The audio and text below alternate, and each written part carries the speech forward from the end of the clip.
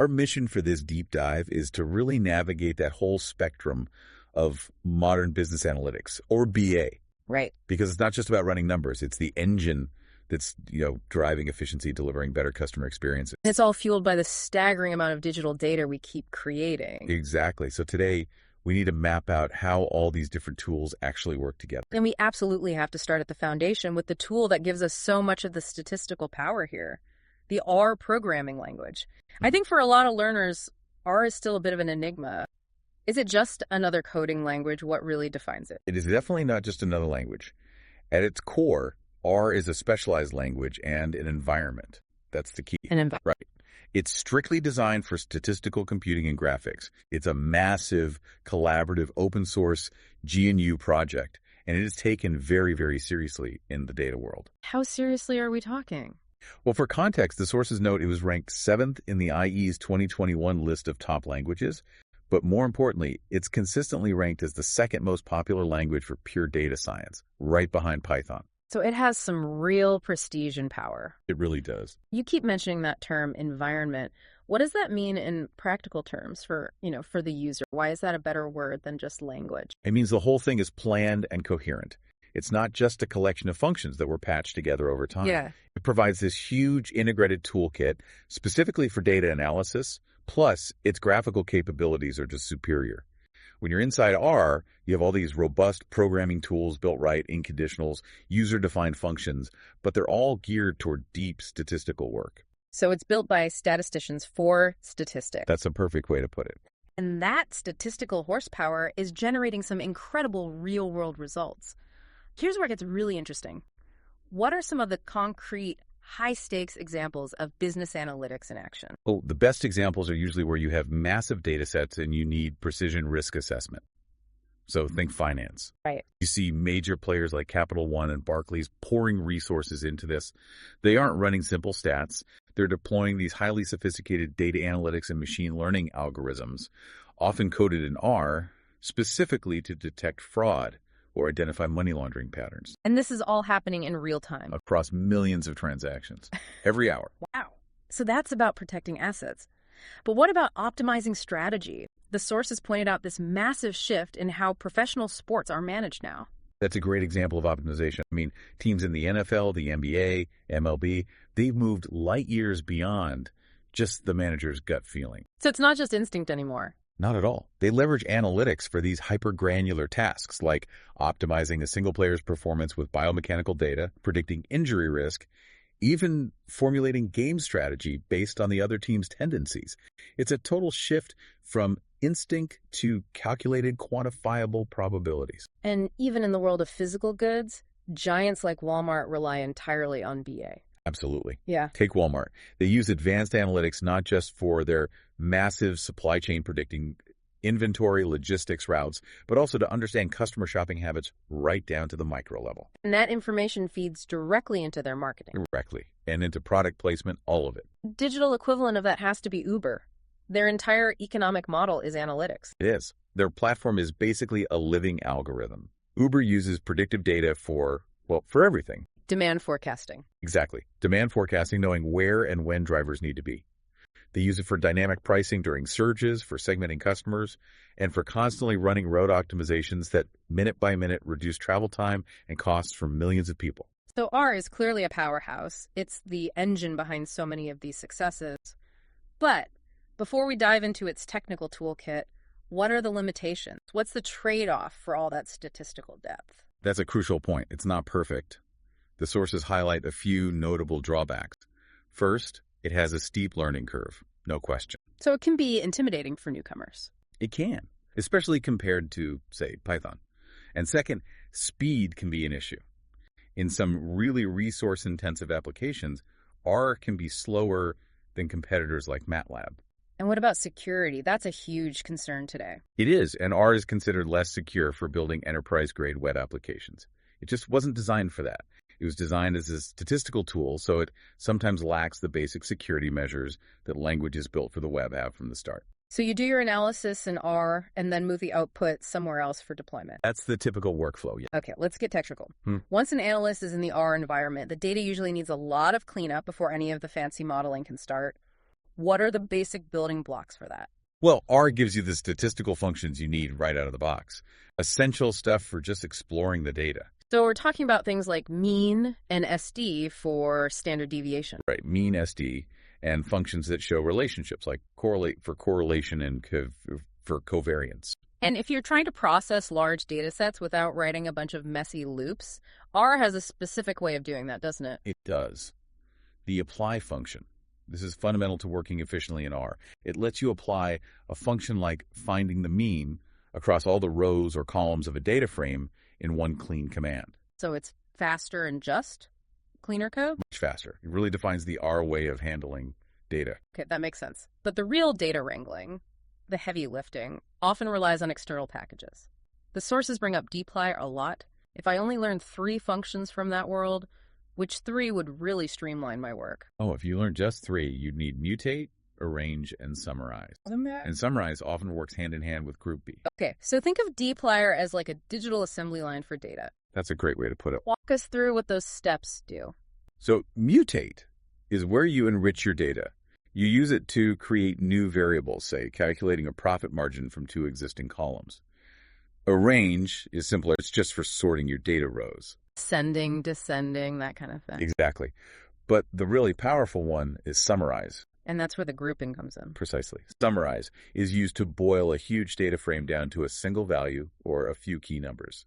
So if you want to know the average revenue per customer segment, you first use Group B to define the segments, and then summarize to do the calculation for each group. So it turns a million rows into maybe 5 key summary stats. That's exactly what it does.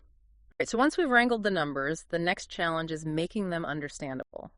How do we translate a clean data table into a visual story using R's standout package, ggplot2? Visualization is paramount. Our brains process images so much faster than spreadsheets. You start by just picking the right tool for the question. So if I'm comparing categories like revenue by region, You use a bar graph. If you're tracking change over time, a line graph is your tool. Simple as that. and ggplot2 structures this whole process using this really systematic idea, the grammar of graphics. Brilliant. It makes even complex plots systematic because you build them layer by layer. You start with the data, Your foundation. right? Then you define the aesthetics, which are the visual mappings. I want the x-axis to be time, y-axis to be price, and the color to represent the product line. Okay, makes sense. And finally, you just specify the geometry, the geome, which is the shape you put on the canvas. Is it geome bar, geome line, or geome point? The sources also mention a couple of specialized charts that help analysts see relationships really quickly. They do. The correlogram is fantastic. It's a graphical view of a whole correlation matrix, where color and size instantly show you which variables are most closely related. A key first step in modeling. Absolutely. And we also saw the lollipop plot, which is just a visually appealing way to compare a category to a number using a line and a circle. Okay, now let's step into the advanced world of prediction. For decades, the gold standard was linear regression, but the source material pushes us right past that to generalized linear models, or GLMs. Why is the basic linear model often not enough in the real world?